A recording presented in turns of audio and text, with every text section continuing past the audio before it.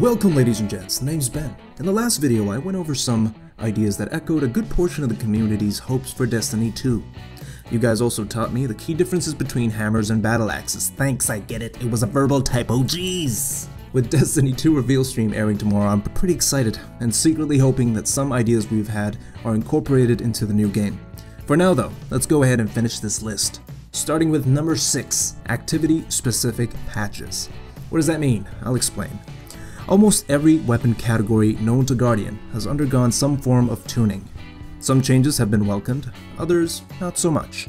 The downside to the majority of those tuning patches is that they affect weapon performance in both PvE and PvP activities. For example, take shotguns. At one time they dominated the PvE world, making short work of majors and strike bosses. So much so that people started running shotgun-only solo raids at one point. I even ran the Swordbreaker in my solo run through Crota's End once. But complaints from those getting mapped in PvP has prompted a number of nerfs to shotgun range, mid-air accuracy, pellet spread, and whatnot. Now you're better off using swords to deal with PvE majors than shotguns. Moving forward, patches that target specific activities would be a dream come true for a lot of people. I feel like no one, but maybe the majors and strike bosses, would ever complain, and they're not real, so I hope this becomes a reality. Recently, Bungie has made a move toward this collective dream by increasing shotgun damage against AI, while nerfing their performance in PvP, which has not gone unnoticed. Thanks, Bungie. Number 7. A new special ammo economy. Once upon a vanilla Destiny, there was special ammo as far as the eye could see. The land was green, with shades of purple. It would even come out of dead blueberries, I swear. Some of you Year 3 folks are probably losing your minds right about now. I promise you this is no fake video. I know we'll never go back to those times, and I'm not saying we should, but something's gotta change. Losing special ammo on each death, only to respawn and find your team sitting around special ammo crates like a campfire, isn't changing anything but the pace of the games. The fact remains that special weapons outperform primary weapons, and people will naturally gravitate to what works best. Always. I feel like we may be to blame for this a little bit. With our many complaints over the years, we may have pushed Bungie to the opposite extreme of what we had back then. I really hope they come up with a new system for encouraging primary weapon use, then, I don't know, taking away all the green. Or worse, making sidearms the only logical choice. Personally, I think the current special ammo economy would have successfully eliminated the reliance on secondaries if weapons like Icebreaker, No Land Beyond, Universal Remote, and Invective didn't exist. But they do. So all the most recent patch did was make people pick those guns instead of primaries. I'm not entirely sure how they would resolve this issue completely. We know from past experience that creating a better performing option, like sidearms, will make people use fewer shotguns and snipers. So maybe the answer might be in making primaries work better or more consistently within their optimal range. How about losing half your special ammo reserves on each death? Or maybe we just need a playlist like Mayhem, minus the whole super and ability recharge rate boost, where you wouldn't lose special ammo at all. What do you guys think? Number 8. An updated bloom mechanic. I'm going to link videos that explain the bloom mechanic in greater detail, so I recommend watching those before continuing on here. But briefly, bloom, for those that don't know, is an invisible entity standing in front of the barrel of your gun, waiting to snatch your bullets. Bloom decides where on this circle of possibility your bullets will go, regardless of whether or not you've pre-aimed your weapon. Bloom is like the Cryptarch for bullets. It sprinkles RNG on your weapon, so bullets may or may not hit what you want. Here's a demo. You've got a blueberry in your sights. You haven't scoped in yet because you're working on that montage. You shoot, and where does it go? Center, right? Nope. Not there, idiot. Nice try. This has got to go. Bungie, I love you guys, but you gotta do something about this, because this is nuts.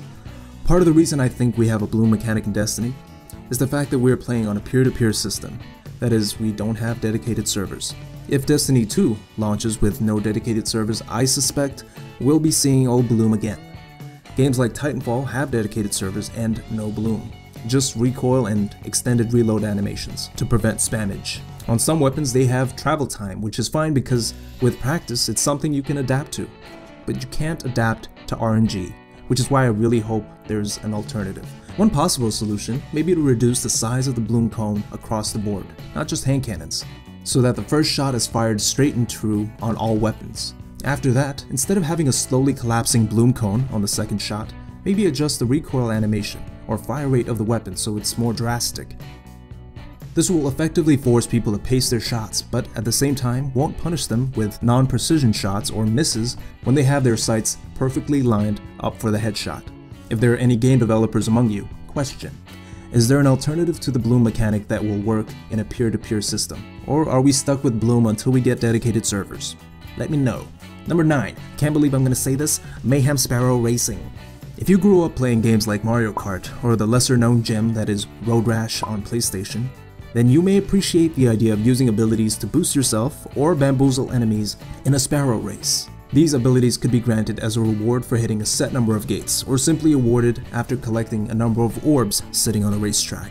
I did some research and found that Sparrow Battle League was actually proposed by Reddit user E12Mador over a year ago.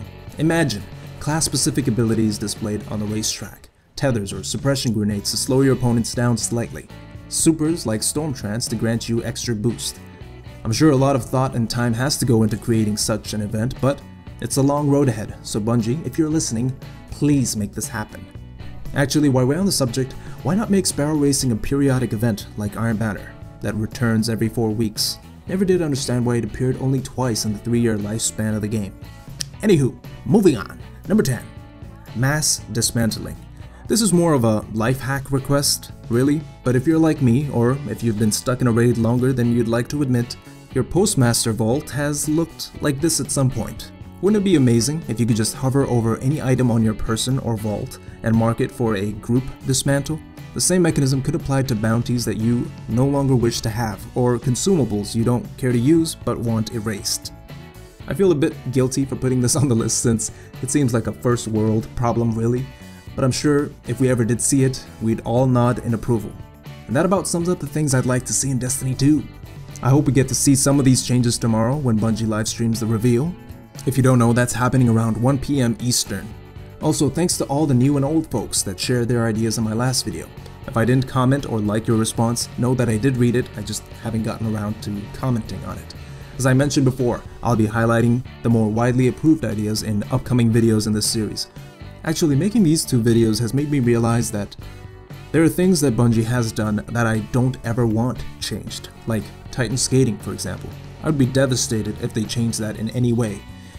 And now that I think about it, I should probably mention those in a separate video, as a proverbial GG to Bungie. I'm babbling. I'll stop. Hope to see you all in the Bungie livestream chat over at Twitch tomorrow. Until then, God bless and deuces.